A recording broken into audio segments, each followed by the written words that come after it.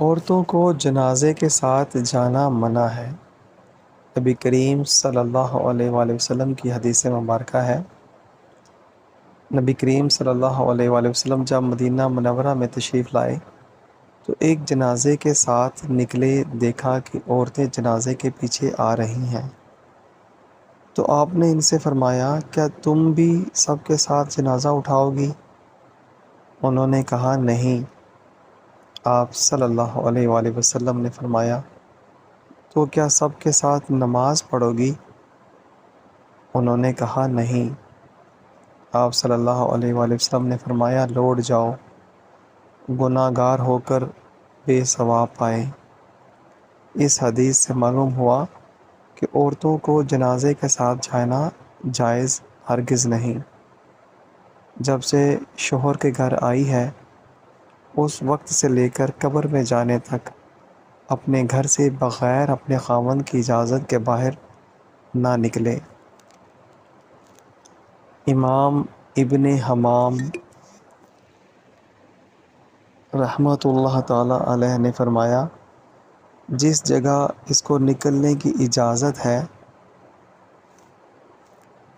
تو بناؤ سنگار نہ ہونے اور اس طرح حالت بدل دینے کی شرط پر کہ مردوں کو دیکھنے اور ان کی لگاوٹ کا سبب نہ ہو، کیونکہ اللہ تعالیٰ نے قرآن مجید میں فرمایا ہے وَقَرْنَ فِي بَيُوتِكُنَّ وَلَا تَبَرَّجْنَ تَبَرُّجَ الْجَاهِلِيَّةِ الْأُولَىٰ۔ ترجمہ، اور قرار رکھو اپنے گھروں میں اور اظہار کرتی نہ پھرو پہلے زمانہ جاہلیت کی طرح۔ تبرج حسب بیان صحا کہ عورت کو اپنے سنگار اور خوبیوں کو مردوں کے سامنے ظاہر ہرگز نہیں کرنا چاہیے، یہ جاہلیت کی عورتوں کی عادت تھی۔ بس اللہ تعالیٰ نے مومن عورتوں کو ان کے ساتھ مشابہت کرنے سے منع فرما دیا اور ان کو اپنے گھروں میں بیٹھنے کا حکم دیا۔ اس لیے عورت جب تک مردوں سے چھپی رہے گی اس کا دین بچا رہے گا۔ سبحان اللہ۔ جی تو ساتھیوں، آج دور حاضر میں ہمیں ضرور غور و فکر کرنا ہے کہ جو عورت گھر سے باہر جنازے میں شرکت کے لیے نہیں جا سکتی، اکیلی حج عمرے کے لیے نہیں جا سکتی، آج کہاں کہاں پہ ہم اپنی عزتوں کو خود چھوڑ کے آ رہے ہیں۔ کیا اللہ تعالیٰ کے حکم سے بھی بڑھ کے کوئی حکم ہے جن کو ہم ادا کر رہے ہیں؟ اگر ایسا نہیں ہے تو خدا را اپنے آپ کو اور اپنے گھر والوں کو اس آگ سے بچائیں جس کا ایندھن آدمی اور پتھر ہے۔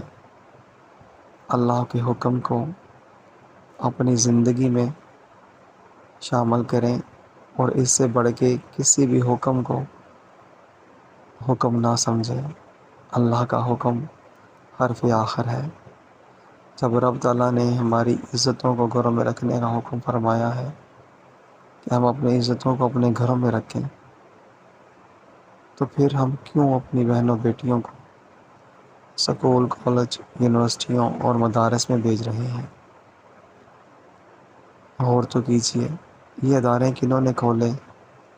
یہ ادارے ہماری عزتوں کو گھروں سے باہر نکالنے کے لیے اور ہماری عزتوں تک پہنچنے کے لیے کافروں نے کھولے، اور آج ہم بھی انہی کی سازشوں کا شکار ہو کر کے اپنے ہاتھوں اپنی عزتیں لٹا رہے ہیں۔